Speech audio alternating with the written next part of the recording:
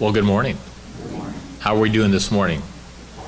Good, good. Mark, can you turn me down just a little bit? If I can hear myself this loud. Like, wow. So, now I know what you guys feel. I want to, as we gathered this morning, in Jesus' name of Jesus Christ, this morning the sun is, up earlier, or maybe we are, I'm not quite for sure which. But I was thinking about it, always trying to prepare as I read a lot of stuff, and I came across a pretty neat, what I thought would be great for us to think about, because as we try to know God's plan and purpose for us, hopefully that's why you're here today. And I found that it was out of an old book. It's called I'm the Vine, You Are the Branches, published a long time ago. I'm going to read just a little bit of scripture, and I'm not going to read the entire thing, of course, because there's certain points that as we begin to prepare our hearts and our minds for the sacrament today, I think it's so important to understand how connected we are to Jesus, and how even early on he tried to make sure and had the point that you are not alone. And some of the scriptures come out of John 15. It says, I am the true vine, and the Father is the husbandman. Every branch in me that beareth not fruit, he taketh away. Every branch that beareth fruit, he purgeth it, and that it may bring forth more fruit. Abide in me, and I in you, as the branch cannot bear fruit of itself, except it abide in the vine. No more can ye except no more can ye, except ye abide in me. I am the vine, ye are the branches. He that abideth in me, and I in him, the same bringeth forth much fruit. For without me you can do nothing. Goes on to say that in the early church, the symbol of the vine had special meaning to the Jews of Christ's day. It was not only was it a culture of, they would say, grape of major importance in Palestine, of course, as we all know, or if you don't, now you do. But the vine itself, it had a historical significance.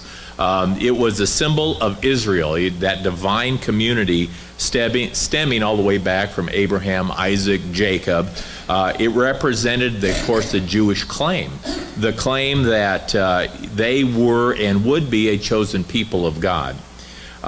Every Hebrew traced his lifeline back to the roots of that particular vine, and that started, of course, through Abraham. Now, when Christ came and he said, I am the true vine, it probably shocked many because they probably didn't understand what that meant.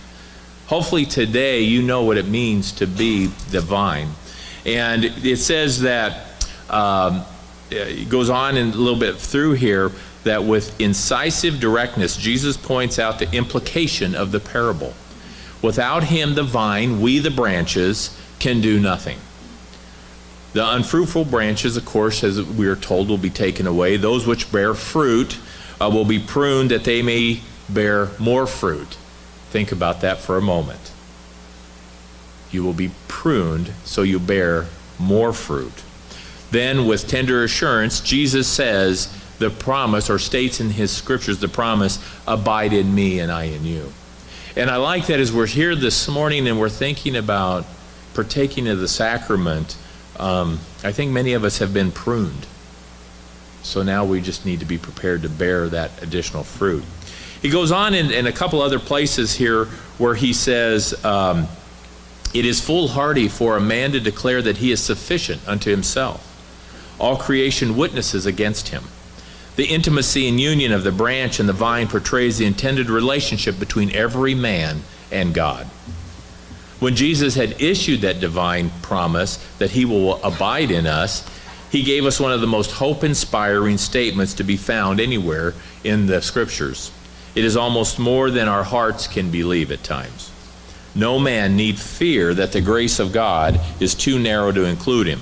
When Jesus said that he would abide in us, we would abide in him. He did so with complete understanding of who we are and the sin that we carry. He understands our futility, our failure. He understands that he knows us, fully, and none of our lives are a surprise to him.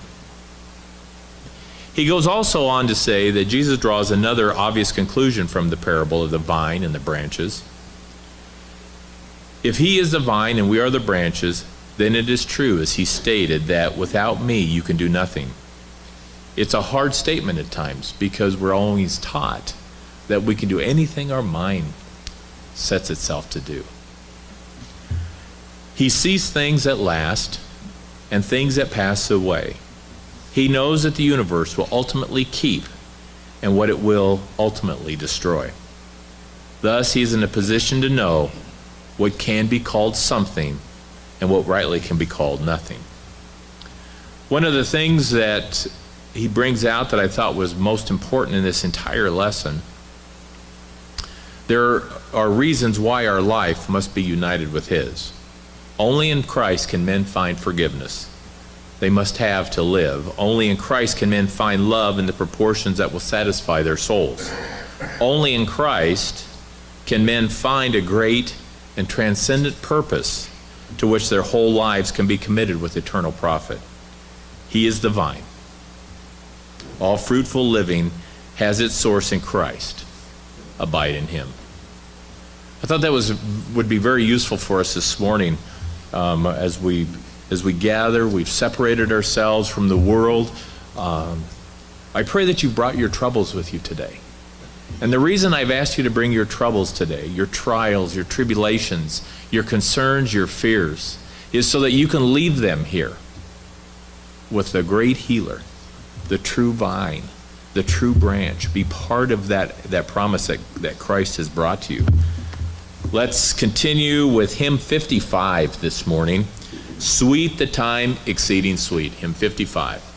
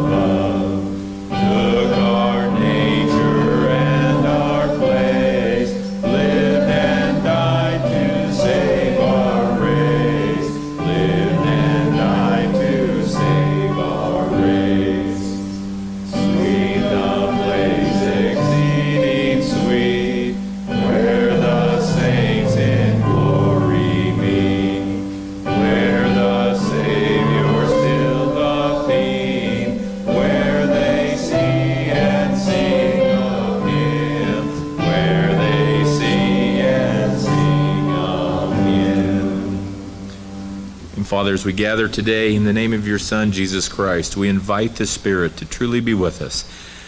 For we are just to be gathered for a short moment in time, but during those moments that we are here, that our eyes may be opened, our hearts may be opened to see the blessings that you have prepared for us, to see the feast at the table, Father, that we may truly partake.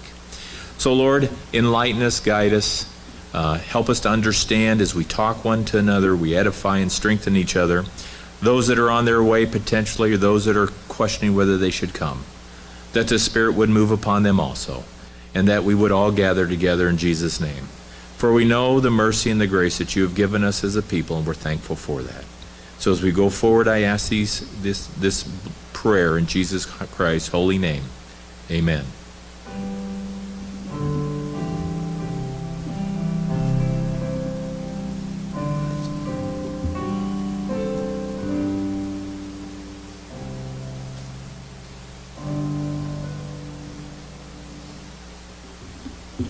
Okay, pass the class, stay for class. Can't talk through class, but you can talk during class. There's a difference. Mrs. Turner. What? Well, the things, it's kind of interesting when we look at how the world is moving today. We always keep an eye, or we should, or at least I do, maybe you don't, but I always keep an eye toward that prophetic future, what's happening, what's potentially taking place. And a couple of things have happened I thought of note. There was an interesting study done, and I find studies interesting because they usually grab a very small portion of people, but this one was a little bit more inclusive. It was the study, and let's see, I think it was part of the Chosen People Ministries and some other folks put together, but it was evangelical attitudes toward Israel and the peace process. And the reason I find that interesting is we want to see how are we doing in a sense, or what do other people think? And hopefully we believe, or you believe as a people, that Israel is incredibly important as far as the scriptures are concerned and as far as the opportunity of our salvation, how it's all tied in. So here's some interesting things that I found out. 86% of Americans with evangelical beliefs say sharing the gospel with Jewish people is important. I thought that was kind of an interesting number. So I thought it would just be everybody. You would just share with everybody, but it's important to share, of course, with the folks of Israel, or Jewish people, I'm saying. And then here's another interesting factoid. An estimated 871,000 Americans, is what it says, with evangelical beliefs, almost 3 times the most generous previous estimates, have a Jewish parent or grandparent. I thought that was kind of interesting. 871,000 had a Jewish parent or grandparent, which I don't know how they know that, but I thought that was kind of an interesting thing that, when we look at God's plan, we look at God's plan for our salvation and who we are. Those are interesting things to note, but more importantly, though, it gives us that much more to pray for, and people to pray for. Of course, the other news out in the nation, of course, we know that President Putin said, take me serious. Not kidding this time. So those are things that are concerning, because an unstable ruler is the worst ruler. So, and that's where Christ brings so much stability. We understand who he is, or at least we're trying to, in our daily life. So, any thoughts on any of that before we go, Bruce? Well, speaking of instability, when I was reading where when Pope John Paul visited Israel, he spoke to the Knesset, and he told them that the Catholic Church would not attempt to convert Jews because they don't need Jesus. I see. They're already Jews. And the Catholic Church doesn't need Jesus either. You make your confession to the priest. When John Paul II was preaching at a country in Europe, he said, I am the way to salvation. So we've got the Jews, we've got the 1 billion Catholics, that the priest can forgive their sins. I was reading where priests, 85% of the priests are homosexual. So that gives you an idea of where we stand today. Well, I'm just glad we have the good Lord.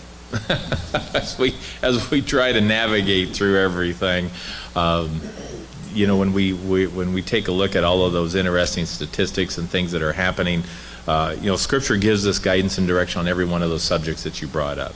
Those that bring glory to them will receive the glory in their day. Those that will give the glory to God will truly receive the glory at that time when they stand before God and are judged as the book is open.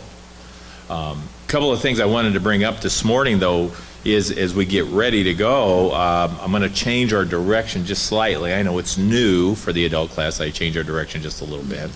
But we were talking last week about the judgment of God and understanding that judgment's not a bad thing. Matter of fact, judgment is good. The reason we don't like it is because so many times we are the ones that are judged. And like we talked last week, none of us like to be judged, right? I mean, unless you do. If you do, raise your hand. Okay, I didn't think I just thought I'd ask, just in case. Yeah, you don't judge me every day. But it's important that we understand what judgment is about. And so in my study, I come across Enos in the Book of Mormon, and I'd like you to go there. So go to the Book of Enos in the Book of Mormon, and as I was studying through this and trying to figure out how to really understand judgment, because it does have a negative connotation, but I'm beginning to understand how valuable it is for us, because not only will we be judged, but everybody will be judged, and what kind of judgment, by the way, will we be judged? There you go, Mylan. You get 2 desserts. Very good. Not today. Didn't bring any. No. No, let's not get crazy. So, but I did. We took your choices away. Free agency does not live in potluck. So, and the reason being is you're subject to that which is brought to the table. So. But we're judged in righteousness. Now, what does that mean to be judged in righteousness?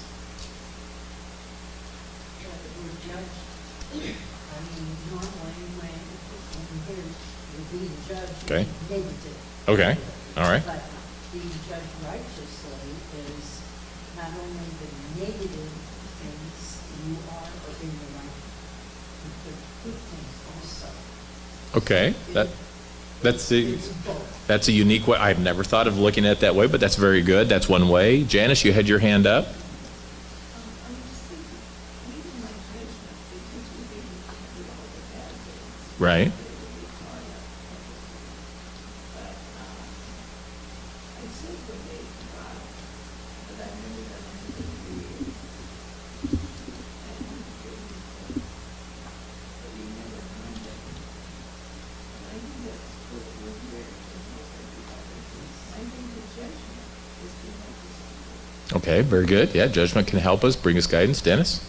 My judgment is based on who's viewing us or holding us to a standard, Very good. and the standard is perfect, Yeah. unlike traffic laws in the Well, exactly, and I had that same discussion last week where I think they're impartial to those of us who like to be on time. Or partial, I'm sorry, to those of us that like to be on time. Unfair. Bruce? Well, Oh, by the way, Bruce, I have to stop you. So I guess it just hit me. Is there something you need to confess, Dennis? Because your demeanor indicated a time of judgment. Okay. I just simply got a warning. Oh, did you? Now, will that happen at the judgment bar of God? They go, yeah, there you go. That's why they call it the probationary period. Sorry, Mr. Chapin, I apologize. It might be good to look at judgment of unrighteousness. Okay. For example, the judgment that you get in the European market is different from the judgment you get in Russia, Mm-hmm. or the judgment that you get in the United States or England. So there's only one judgment, and that's the judgment that we really found in the Bible. Jesus. And the thing about it, because it's righteous judgment, it is equitable.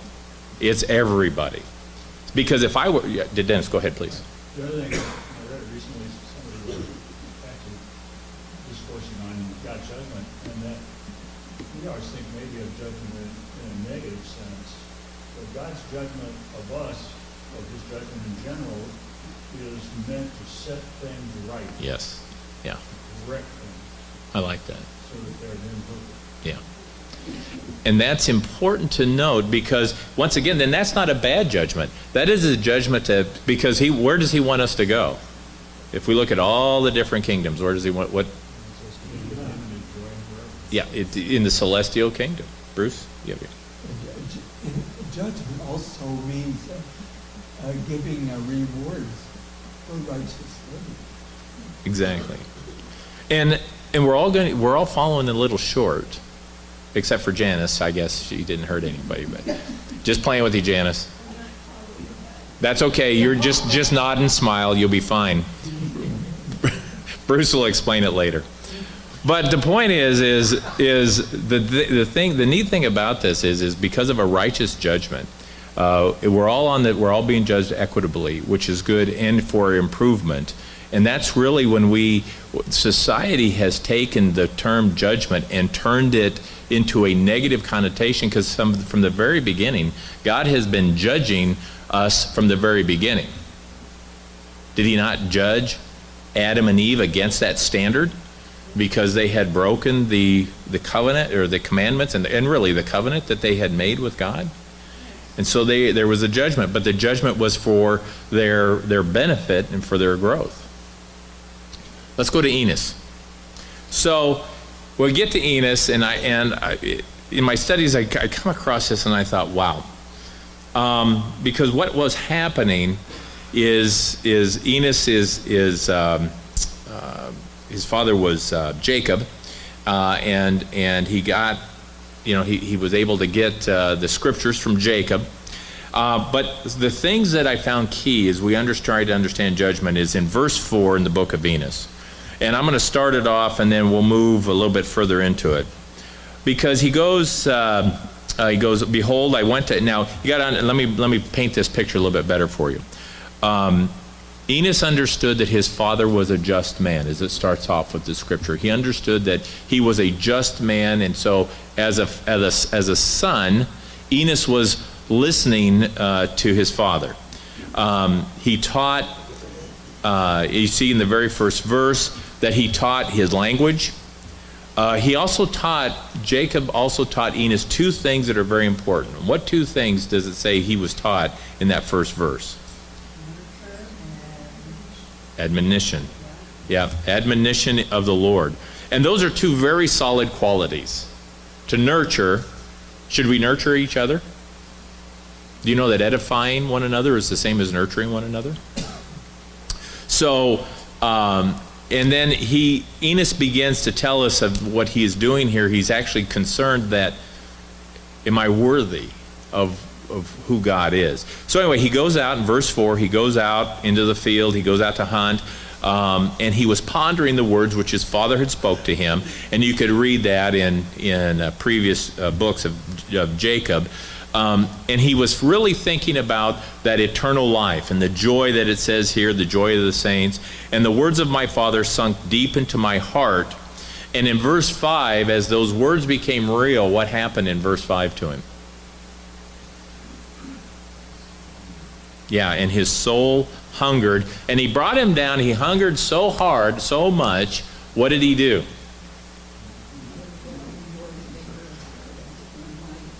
Yes, exactly. Exactly. And how long did he do it, by the way? All day. So it was a marathon. A marathon.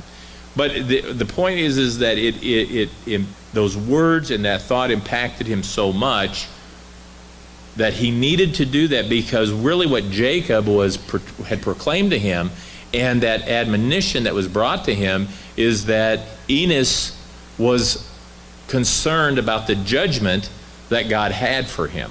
And that's why this drove him to this point. We see verses 4 and 5. Okay? So, we read through this a little bit further. He cried to him all day long. He actually cried to him all that night. And then in verse 7, the answer comes. And what does the Lord tell Enos? Yeah, exactly.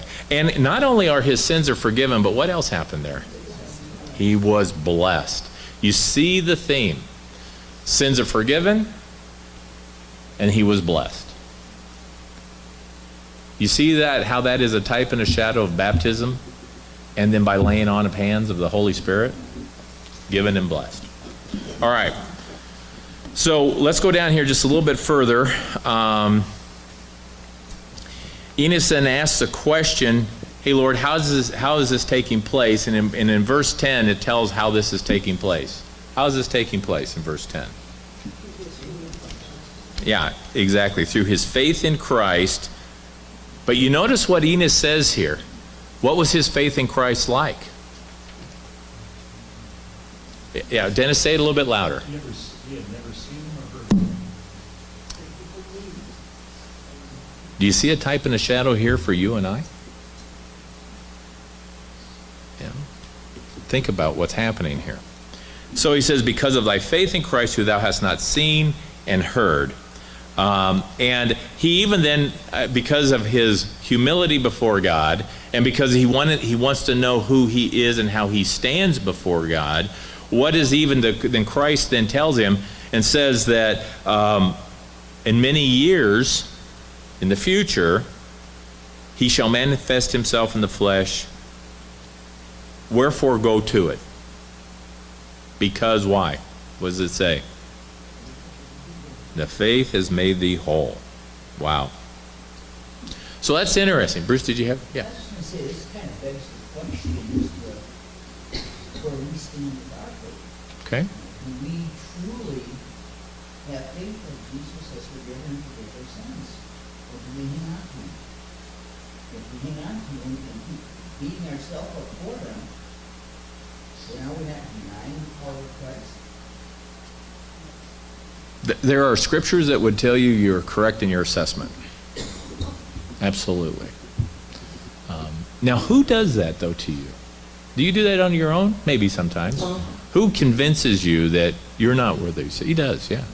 Now, he convinces you, but do you have to buy into the talk? No. Yeah, exactly. Exactly. The other thing that happens is that if you've done something wrong, whatever that might be, are you forever judged of it by your peers, your family, your friends? Yes. You see? And see, that's wrong, because. Now, measure your words carefully, because we go home together. I realize that, but you and I don't do that. I mean, you know, honestly, I'm just saying that as human beings, we have no right to judge another person. And we do it all the time. Okay. Even just looking at somebody, you assume what kind of person they are. Okay. You know, and that's why we're not supposed to judge, because it's always a negative thing. It becomes a negative thing. There's nothing negative about God at all. So anything that is negative is not of God. Okay. All right, first statement? Sure. I was coming home from Patty, which was in Texas, and I was waiting for the book to get on, and I saw this family in the tree, and supposed looking, and I said, I sure hope he doesn't sit on me. And so what happened was they called. And we started talking, and he said that he didn't have time to change, he was helping his son, I'm gonna cry now. It's okay. Helping his son go to God, and he didn't have time to change his clothes, and that's why I left the family. So That's a great testimony that the Lord was showing to you, right? In his judgment, sometimes he chastises those he loves. He does. He does. Mylon? But in John 7:24, it says, judge not our judgment, but a righteous judgment. There you go. That's exactly right. There again, I ask, kind of like your beautiful wife, when I see someone who's in my energy level of spirituality, Mm-hmm. when I see somebody so far out of line from him, because I'm out of line from him 24 hours a day, so when I see somebody that's 36 hours a day out of line, then I'm starting to judge. Right. Right. Well, And I'm yeah. not judging, I don't want to judge because I want them punished, but they're already being punished if they're out of line with him. Okay. But That's they wh- don't realize that being punished But by we God. but John says we have to judge, don't judge our way. Right. Judge with a righteous judgment. Right. So, Bruce Riley had his hand up, honey. Sorry. We got to go in order. I know. Mr. Riley, please.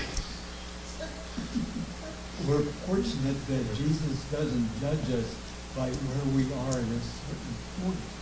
That's true. David was bad at a certain point. Abraham, Jacob, all the apostles. All the men through history. That's true. Their weaknesses. It says, if we confess our sins, Jesus is faithful and just. Okay. He forgive our sins. And he forgives our sins so completely Yes. that it is though the sin of it. Had never taken place. That's exactly right.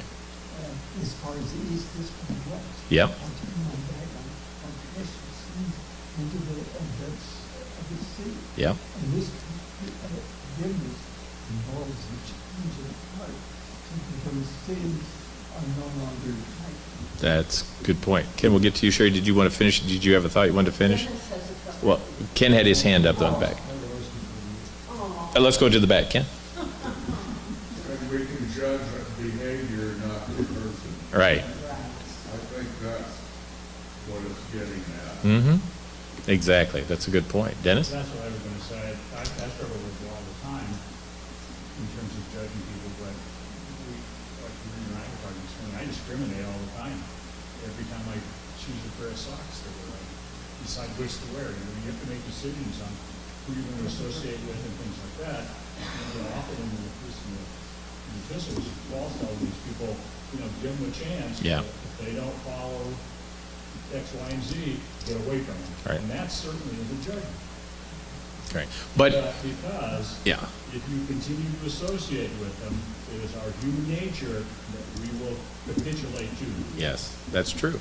And that's why it's understanding God's judgment and putting away our judgment back to the point of why does God judge, how does he judge, and what is the standard? Do you have your hand up? Yeah. Okay. I just want to say quick what you just said. Mhm. You know, I think a good example that, like, say, somebody here in church is driving down the street and they see Dennis walking out of a bar. That person immediately is gonna go, oh my God, he's an elder and they're immediately gonna think the negative thing. How do they not know that Dennis is coming out of that bar because he was looking for his brother? That, you know, just, or, you know, he was in that bar Sure. for another reason of why, you know, we would judge him. We would automatically, and just very quickly, I remember one time I was at Hy-Vee, and I wanted to make this new recipe, and it called for brandy. You know, I love to bake and cook and everything. So I went and I got a little bottle of brandy, and I started almost panicking. It's like, oh my God, what if somebody, I don't care if it was my neighbor or anything that didn't bother, what if somebody from church happened to see me and see this bottle of brandy in my cart? What are they going to, immediately I knew that they were going to judge me. Oh my God, Sherry's drinking. I mean, that's Or you're living with me, either one would be an excuse, I'm sure, but But yeah. I'm saying, look Yeah. at Mhm. how easy it is to assume somebody is doing something wrong, but they're really not. Okay, So so, I covered up that bottle of brandy because I was afraid. so then the moral of the story is cover your sins. So, no. That's how paranoid Right. I thought about it. Sherry, which was Sherry? Sherry switched to Sherry. The Bru- recipe didn't call for sure. There you go. Brandy. Bruce Chapin. Yeah, you know, as we're looking at this judgment thing too, you know, Mylan mentioned somebody that's 36 hours in their sins and such. There's another aspect to that we have to remember. Because as we see our co-created brothers and sisters falling and stumbling, we're also called to reach out to them in love and help guide them to a better way. Very good point, and here's where I want to take us in, so keep this moving. And I mean, you might not be done, but I want us to move to verse 12 in Enos. And because it's Bruce set this up, teed this up perfectly. Verse 12 in Enos. Who would read this? And Mr. Chapin, or Mr. Riley, we'll get to you in just a moment. Who would read verse 12 for me this morning? Bruce? Now it came to pass that when I had heard these words, I began to feel a desire for the welfare of my brethren, the Nephites. Wherefore I did pour out my whole soul unto God for them. So you see what was happening. He had understood, and it wasn't then, it was less about him, and then who was it about? It was his brother. Mr. Riley?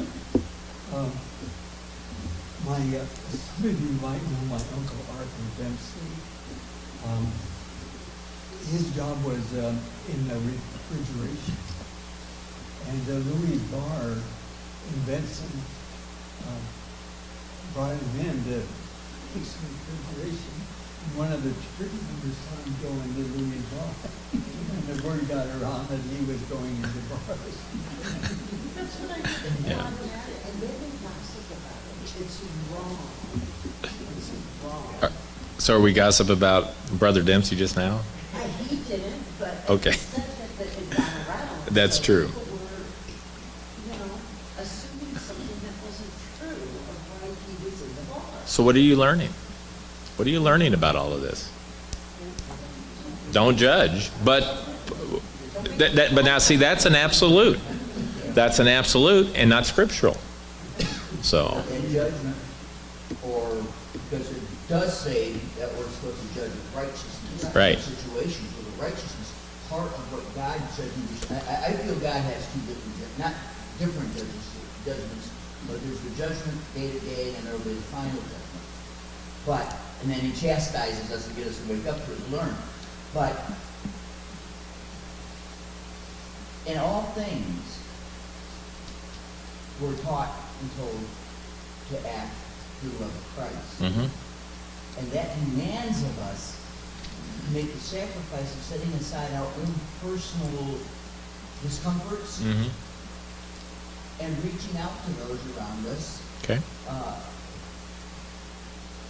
In admonition, expounding, whatever the case might be for that particular situation, without being pushy. Because when you're pushy, you know, and stuff, you're actually being judgmental in a negative sense. Because you're yeah, and then on the defensive, but you're basically coming across with an I'm better than you attitude when you start getting pushy with it. It's again, it's a fine line. But the Spirit will guide you on that way. Okay. Julie?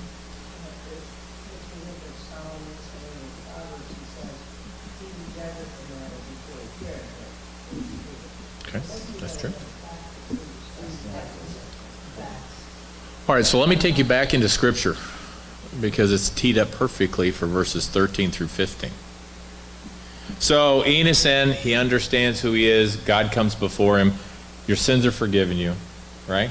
You're blessed. Immediately, he's praying over his brethren, the Nephites.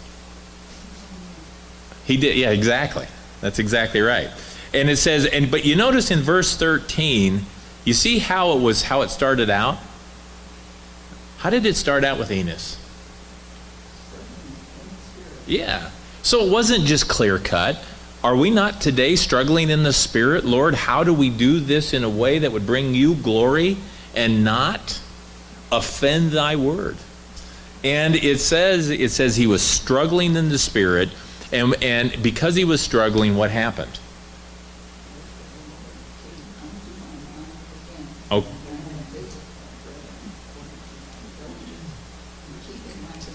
Okay. So you see, here's what it is. So now let's translate this a little bit. So Enos is praying for his brethren, the Nephites.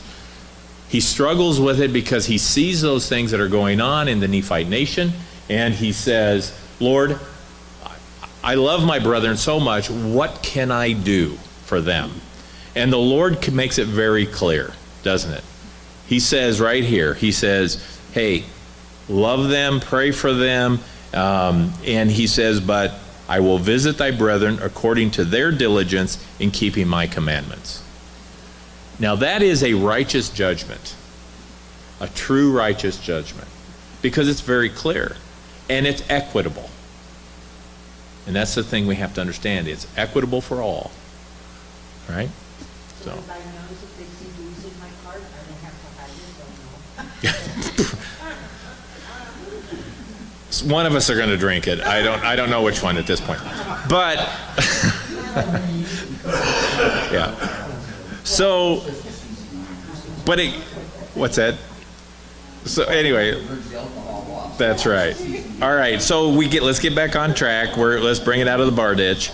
So here's what happens is in verse 16 it says that wherefore I will visit thy brethren according as I have said. And it says, and their transgressions will I bring down with sorrow upon their own heads. And when he heard that didn't make the feelings any easier. It wasn't any better, because as we pray for our brothers and our sisters, as we try to bring them closer to home, we see then that in verse 17, what happens in verse 17?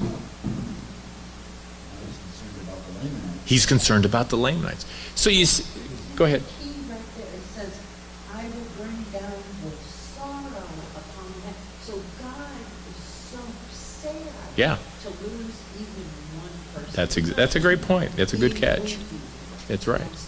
See, we'll go to Bruce. Did you were you making a comment? I was just going to say, we need to remember that here is also praying with real intent. Yes.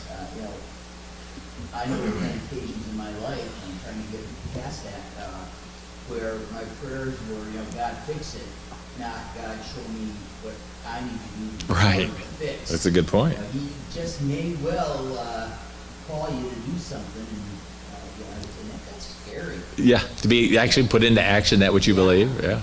Mylan? Right now today in church, there's probably a number of us here who know someone who's struggling with issues that are bigger than just saying, no, that's not nice, or you shouldn't do that. Mm-hmm. It's harmful to them and people around them. And whatever it is they're doing, whether it's alcohol or drugs or whatever, we don't want to judge them because, well, they're a relative or a friend or they're maybe even a member. And so we don't do anything, and we're kind of like riding the fence. We're warm and cold, and Jesus doesn't like it. So do you say, not bitterly, but with a broken heart, that you got to stop that? Okay. I'm trying not to be funny, because I'm seeing it quite a bit lately, that there's some whose hearts, but then if you help them by giving them money to sustain them so that they don't hurt so bad because they're not taking that drug, that's just as wrong as it can be. That's an enabling.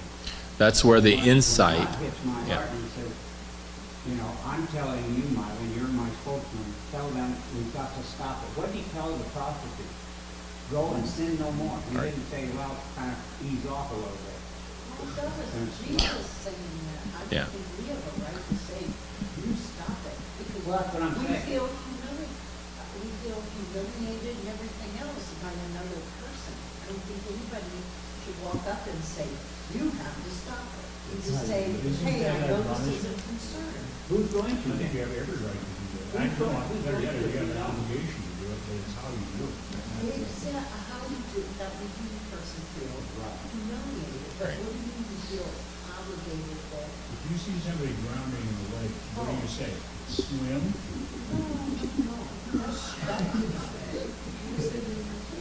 You should have paid attention when you were at the YMCA.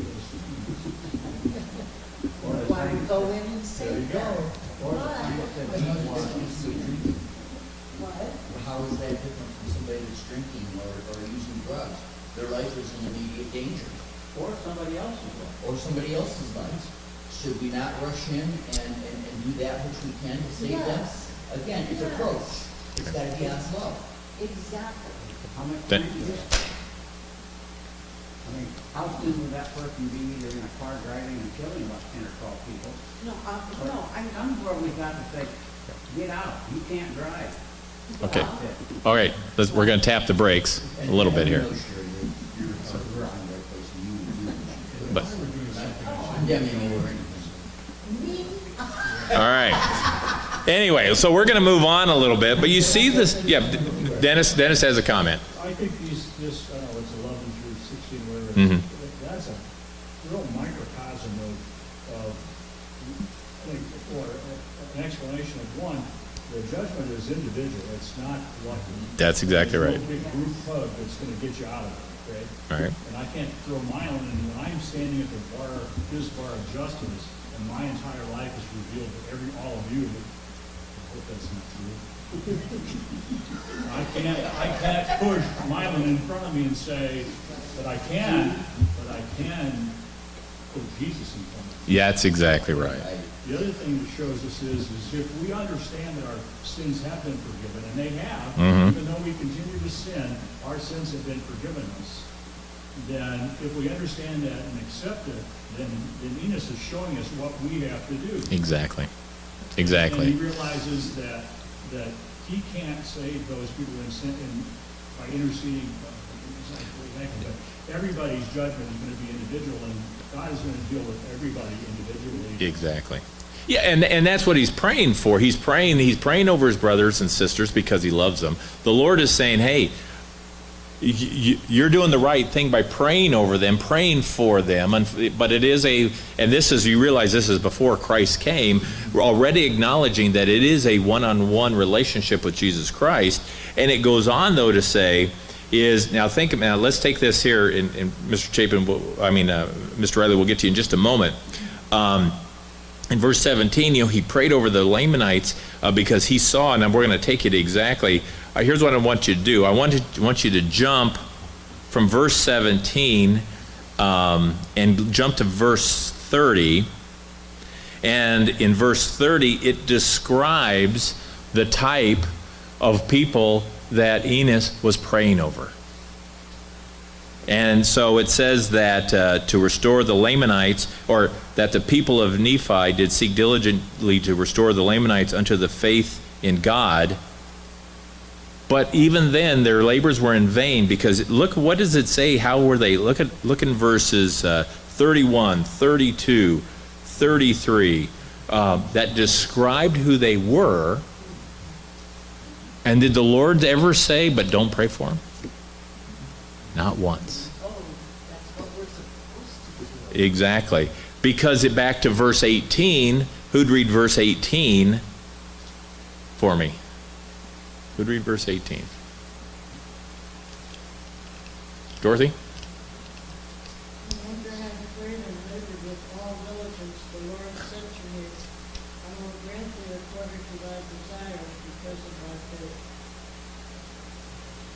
See, look at that answer. And the desire was, even though that there was a hatred, there were a people that were running around eating raw meat, all of those things that it described, the Lord said, because of the prayers of Enos, I will grant thee what you desire. And he doesn't desire any glory. Enos is not looking for glory upon himself. He's not looking for any gain. He is only looking for the welfare of his brothers and his sisters. And who does that sound like? Jesus Christ.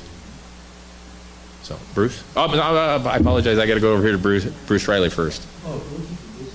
That's okay. Abraham Lincoln said, we hold these truths to be self-evident that all men are created equal. Well, what we're talking about here disproves that. Everything we've said shows that men are not created equal. In the eyes of Jesus, they were good fish and they were bad fish. They were elite and they were dead. They were, don't pour your pearls before swine. I can just separate this. The good,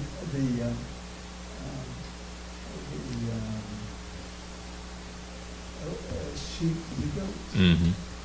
Yeah, okay, good point. Mr. Chapin? I was gonna say, in this, only chapter of Enos, we start out, we find Enos is praying for the iniquities of his brothers Nephites. And then we jump down to that verse, 30, where the people of Nephi now are seeking diligently for the well-being of their brethren in the land. Right. How did they come to that point? Verse 29 Yes. says it. And it came to pass that I, Enos, went out among the people of Nephi, prophesying of the things to come, and testifying of the things which I heard and seen. Mm-hmm. He's sharing the gospel. Sharing the gospel. But to your point, and I wanted to, and you jumped just a little bit ahead of me here. I'll give you that this time only. But back to verse 17, though, when it says that, and we kind of jumped over this, I wanted to make sure we understood how this happens. It says that, and I prayed unto him, mean God. How does it describe he prayed unto God? Faith became unshaken. Well, but so if I'm praying with many long strugglings, we just read in verse 30 what he was praying for. Can you put that? Do you understand? Can you put that together? What that means? He was saying, Lord, I don't even know if I should pray for these folks. Yeah. I mean, they want to. If I were to go there, I would last a microsecond, and then they'd eat me. And so he struggled because he. So we just talked about for 15 minutes our struggling on how to judge. And the clarity becomes when we sit down and we understand what judgment is and how we get to that point. You see the lesson today? Because hopefully you do, because we're stopping right now. So next week, there's a few more verses here in Enos we're going to go through. I just want to encourage you, and thank you, Dennis, for bringing that, because there's those first few verses there through like verse 15 that you just need to read that again. Matter of fact, read the whole book. It won't take long.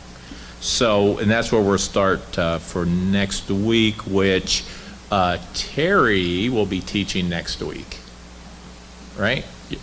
Yeah, you're next week, Terry. I'll be out of town, so, but. I'll be in town, so I'll be there. All righty. All right, class is over. Dismissed.